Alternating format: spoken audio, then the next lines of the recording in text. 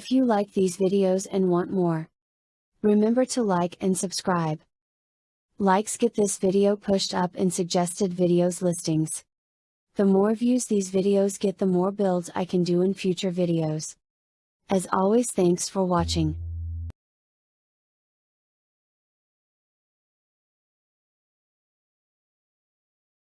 MS460 build part 3, cutting the bottom half. Alright, so for this next part, you're going to want a rotozip, a Dremel, something. I mean, people use these, they're perfectly fine. I have a rotozip one. But anyways, you know, doing these, it's fine. You got to go slow. You're going to be cutting the stuff that I'm going to show you here in a minute. My main suggestion for these, so I have a CNC mill. So when you have one of these, I take it like this. And I do that with it. Alright, let's get building. Alright. So, I want it to move freely. So while I'm doing this by hand, I can just flatten it. Alright.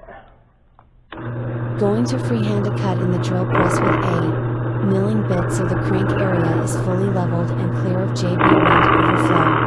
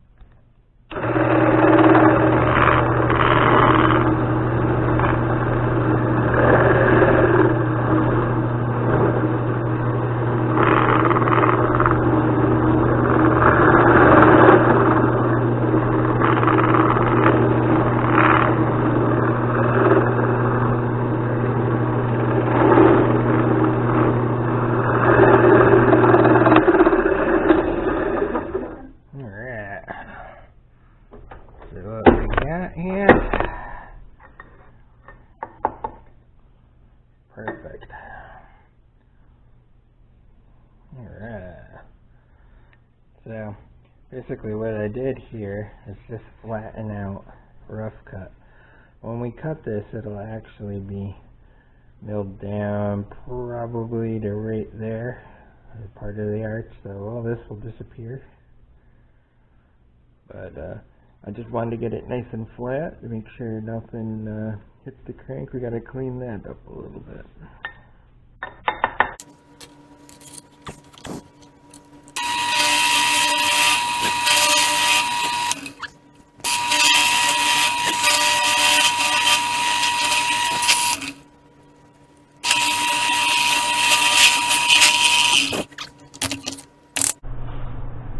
Alright, so for this next part, got some bolts. What I'm gonna do is I took a cereal box because we need a spacer about yay big. Cereal boxes usually work the best.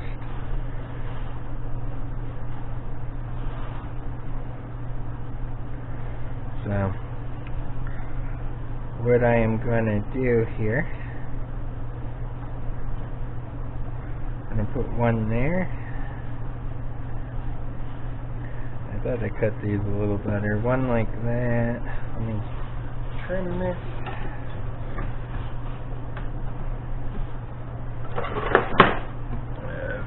Only got a pair of shears at the moment. So we'll do like that. And like that.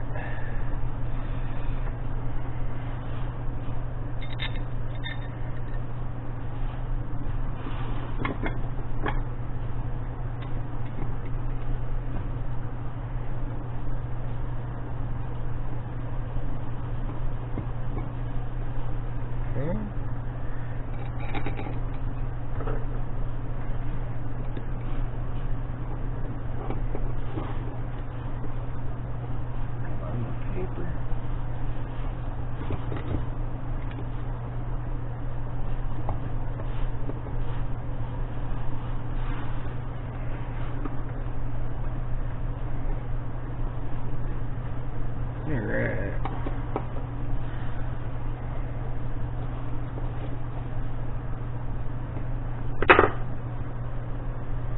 Alright. Put one back here. We will flip this. Put one between here. And just so y'all can see, I'm going to put one right here. Okay? Alright. Oops. Leave under the screw. There we go.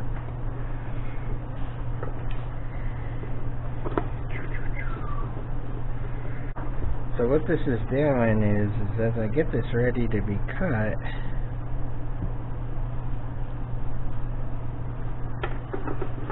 it's spaced correctly. It's one of the biggest problems people have with these type of builds is they don't space the case. So what happens is when they cut it, you kind of get like an oval, and that's usually why the pistons and stuff hang up. So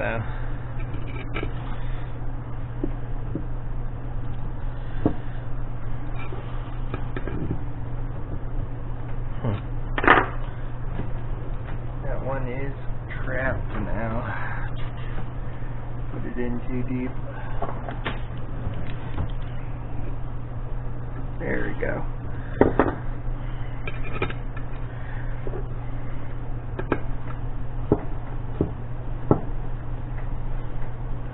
But anyways, this is just basically mimicking the gasket. So when you cut it, you actually get a true circle after.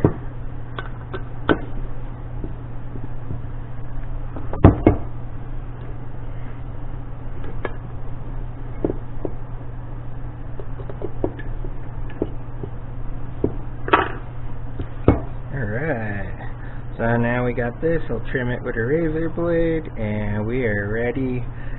I'm going to cut these off, and then we'll be ready to put this on the milling machine and cut the hole to 54 millimeters.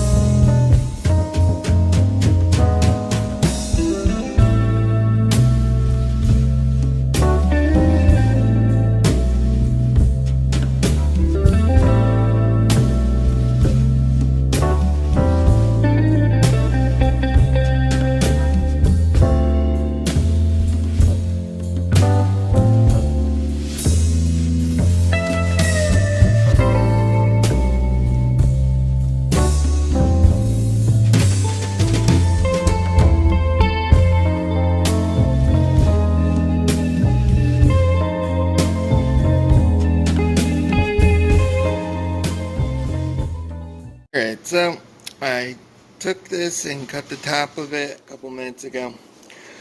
I hit it with some 800 grit sandpaper quick just to see, get the machine marks out of it just to see how nice and flat. It's pretty good. I got one little divot there. I don't think it's going to matter much. I did my test round cut at 50 millimeters. I'm going to dial indicate that in a minute. I just want to see where it's at. Next, we'll change the cutter. I'm going to put a 1/4 inch one in, a little longer, and we'll plunge it all the way down to about here inside. So we're getting there. All right. I know I'm going to hear this in the comments. Well, geez, I don't have a CNC milling machine. Whoa. There is tons of people online that build these with just a file and a Dremel. And, I mean, this is just easy. I have it. I actually don't even own a CNC milling machine. Do you notice, these are 3D printed.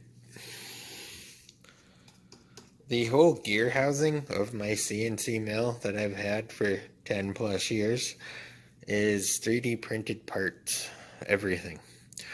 So I actually have a link to this. This is like a standard Harbor Freight type milling machine. It's a Grizzly though, but it's the same thing they sell at Harbor Freight. And I actually give this out for free so that you can convert one of them into a CNC mill like this. I have not changed one part on that CNC setup in the 10 years I've had it. But I designed it, made it, so I have a little CNC at home. So, anyways, so in that regard, but yeah, file this down, put some sandpaper on a nice flat surface, like a piece of granite or glass, go back and forth till it's all nice and smooth. I mean, that's how they've done it for decades before all the high-tech stuff, so nice file, we'll get it in the ballpark, and then sand it on a nice flat surface. So, anyways, the next step too, I mean, seriously, you can use a Dremel. And what I would do is just, mark out your hole on top. Get something, cut out a template or something, put it up there, and draw on it with a marker so you get a nice outline. Then take your Dremel and just slowly go around until it lines up with the mark you put on it, So I'll just put a milling bit in and straight down, and that's it. So the other thing too to know is where the bottom of this is. That's where I will stop into the transfers. So the reason I cut these flat to where I did is just so when this goes down in, it's not going to be interfering with the crank, any leftover, stuff. But anyways, all right.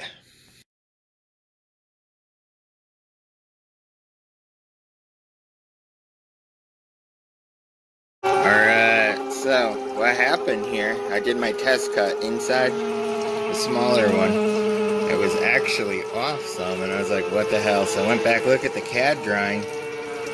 The start point had 0.3 millimeters extra that way. I don't know why, but that's why we do a test cut. So I did this to see where it's going to be. I think we're on. Here we go.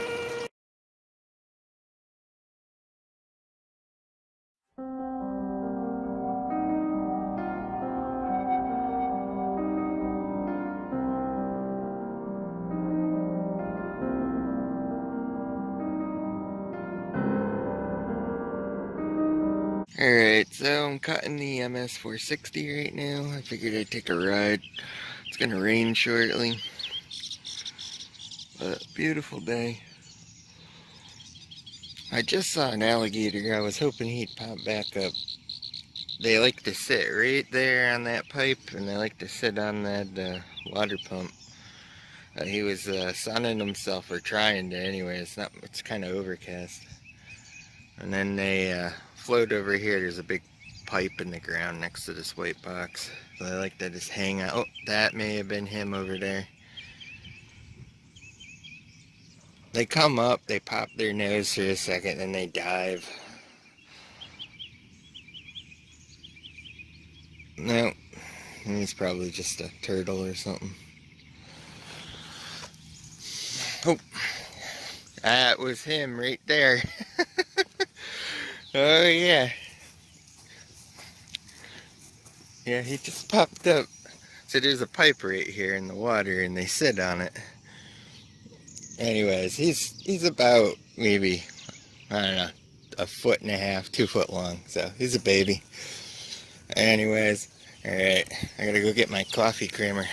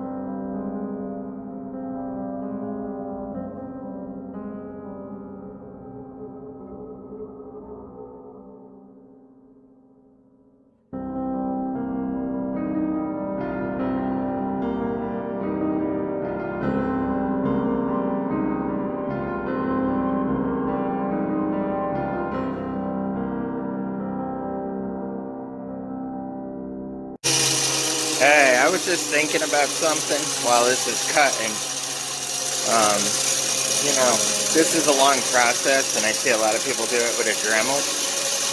But, you know, an easy way to solve this, if you were to just do the top of this on a YD100, the hole would already be 54 millimeters. So you'd have to fill the transfers, you know, file them out nice and round, and then, you know, plug the top for when we do the new holes. But the general hole size would be 54 millimeters to start with.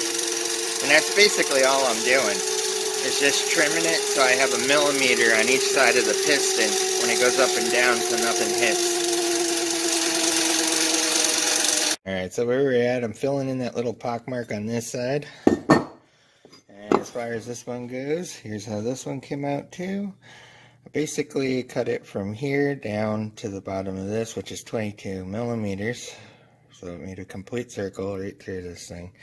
As you can see, this is where I took the drill press and just ground it out flat. So that's what I was talking about. It'll go down just below it because of where you cut to as it cuts around. But anyways, you know, the piston itself is the transfer, and you got about that much. So this should be perfect. We're gonna let these dry. I'm waiting for parts, getting stuff slowly here. Just got the you know, crank seals, all that good stuff. Got some stuff in.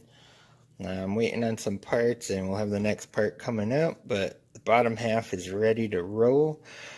Next part, we'll align the jug on it and drill our holes, all that good stuff. I'm waiting for the crank I ordered to come, so almost there. All right, peace.